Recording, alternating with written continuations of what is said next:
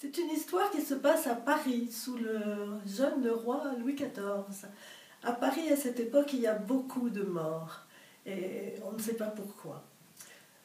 Mon héros, Timoléon Batifort, qui est inspecteur de police, découvre un mourant dans la rue, qui s'appelle Lupin, et il entend les deux dernières syllabes qu'il va garder secrètes.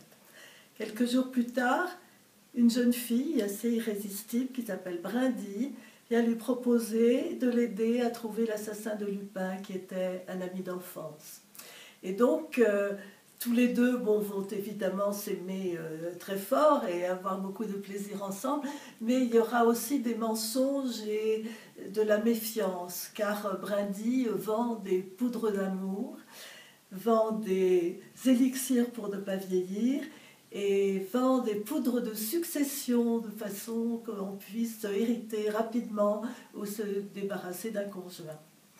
Alors tous les personnages de mon livre seront à un moment donné en rapport avec Brindille et Timoléon.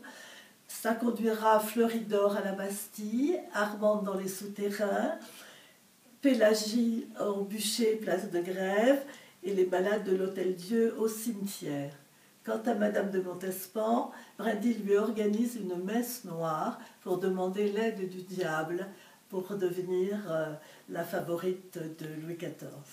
Ce livre m'a demandé beaucoup de mal, m'a donné beaucoup d'émotions, mais j'en suis très contente. D'abord parce que j'aime les personnages, et ensuite j'aime bien la structure de ce récit qui ressemble à un puzzle, c'est-à-dire que plusieurs situations différentes, amoureuses ou guerrières, permettent d'aboutir et de deviner, de connaître l'assassin de Lupin, le secret de Brindille et évidemment Louis XIV, glorieux et amoureux.